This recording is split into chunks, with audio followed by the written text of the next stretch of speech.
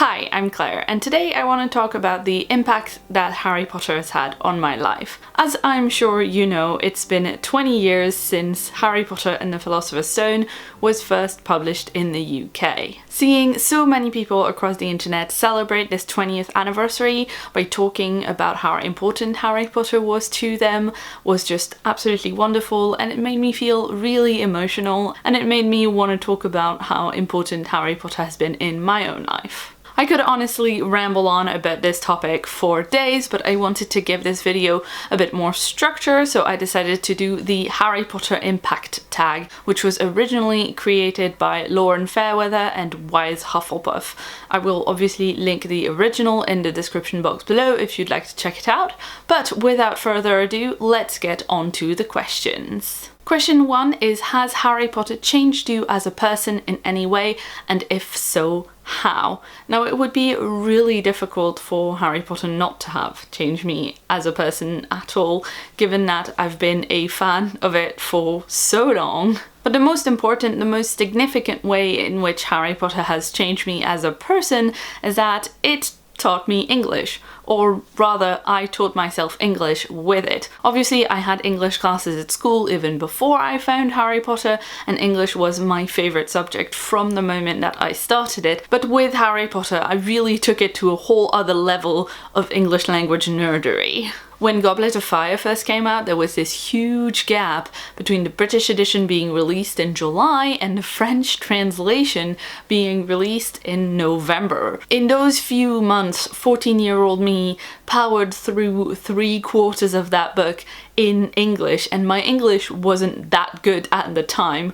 Obviously, once I got the book in French, I finished reading it in one sitting, and you would think that experience might have put me off, but I kind of loved it. A family friend lent me her audiobook copy of the first couple of books. It was the US edition as narrated by Jim Dale, and then later I acquired the rest of those audiobooks from the internet and I listened to them over and over and over again when I was walking, when I was on the bus, when I was cooking, anytime I would be listening to those books on repeat. I would sit down with the Sims 3 University expansion pack and make a giant dorm room and characters for all of the Marauders and play with them all the while listening to the audiobooks.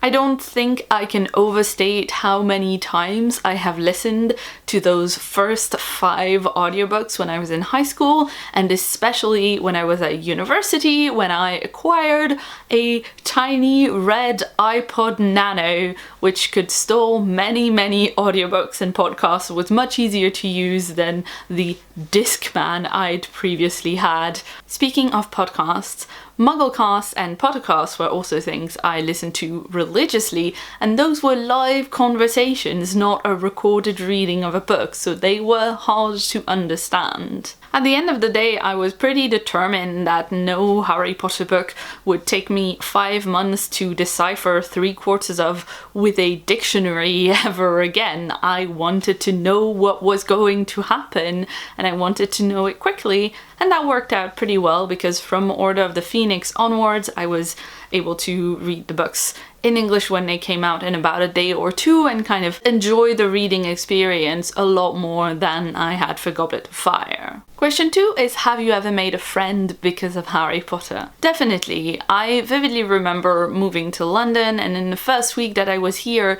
meeting some of my now best friends and bonding with them about our mutual love for Harry Potter on the first night that we met. That feeling when you meet someone and you immediately feel comfortable enough in your shared nerdery that you show them your old fanfiction.net account with extremely bad Ron Hermione poetry on it. But as much as I love the friends that I've made here, I think back to awkward, lonely, nerdy 16-year-old me. I only had 2 really good friends in high school, and I was really grateful for them because I'd been even lonelier in middle school. But mostly people thought I was weird and loud and talked too much, and they kind of ignored me, and I still really felt isolated. Neither of the friends that I had at school were into the kind of things that I was into, But one day, shortly after we got the internet in my home for the first time, I came across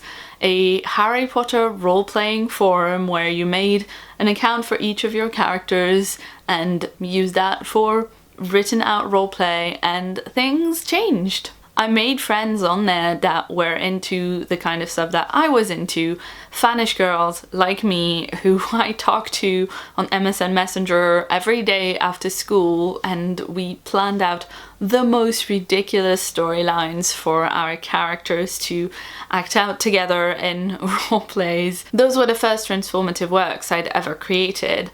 I'd read fanfic before, but this was the first time that I was coming up with storylines and characters and coming up with backstory, and I could do all of that with friends. Those friendships at that time of my life I really needed, and they were extremely special to me. Question 3 is, what is the most important thing you've learned from the Harry Potter books? And I will say probably that it's okay to love something so passionately, so wholeheartedly as I did those books. I guess this is more something that I learned from the fandom rather than something I learned from the books themselves, but that idea that it is okay to not be done with the books once you've finished reading the books, that idea that it's okay to imagine yourself within that world and to want to continue the story. And not just continuing the story, but of course also modifying the story, looking at the story and saying, you know what, I wish this had happened in a different way. It would have been better if this thing had happened, and why did this other thing not happen in this way, because that would have made more sense. All that kind of thing. I guess what I'm saying is, in a weird way, Harry Potter and the Harry Potter fandom kind of taught me critical reading skills. Question 4 is, which character inspires you the most?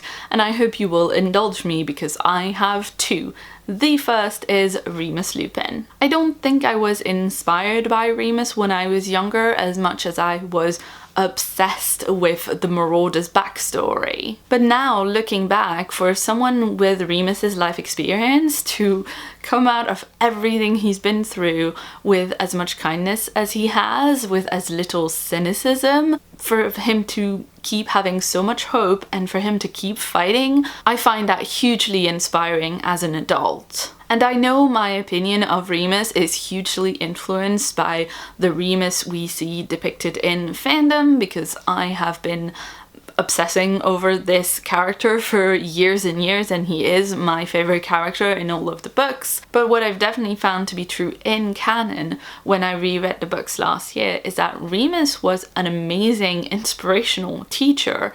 One of these teachers that you remember fondly 15 years down the line and you wish you could tell them just how important they've been to you, and I think that is no mean feat. And the second character that I find really inspirational is Neville, because for a lot of us nerdy people, we can really relate to feeling a little bit lonely like Neville was, being friendly with people but not necessarily having a kind of BFF relationship with someone the way that Harry and Ron do and Seamus and Dean do, and Neville is kind of on the sideline. And of course many of us can relate to Neville being bullied by Malfoy and his cronies, but then he just sticks to who he is and he comes out as the baddest of badasses.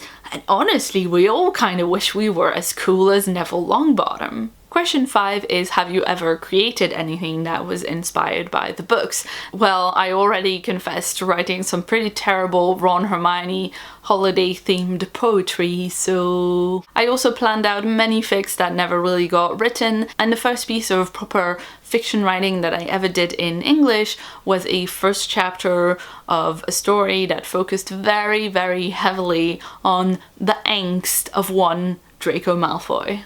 More recently, I made this Boggart Snape costume that I wore at Nine Worlds last year. This is a really, really fun costume to wear because people kind of look at you a little bit puzzled for a little while and then they get it and they are always so happy to see it. A lot of the pieces that make up that costume were bought, but the one piece that I made was this hat, which I actually knitted and felted myself, and then I attached a stuffed vulture on top and also weathered it, and who doesn't want to be able to tweet about weathering a vulture, I ask you. The final question is, name one cool thing you've done that never would have happened without Harry Potter. And I'm gonna say probably this YouTube channel.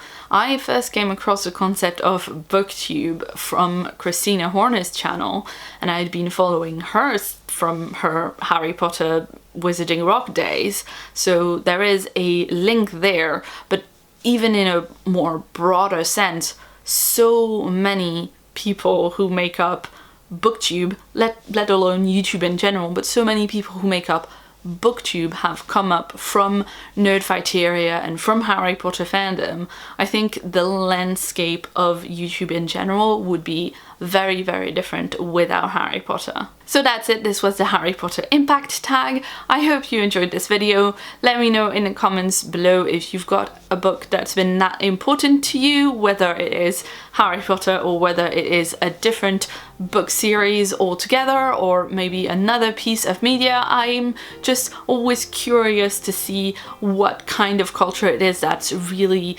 impacted a lot of people. If you'd like to see more from me, you can check a recent video right about here, and if you haven't yet, please hit the subscribe button that's on my face right here for more videos from me every week. I've been Claire, thanks so much for watching, and see you soon.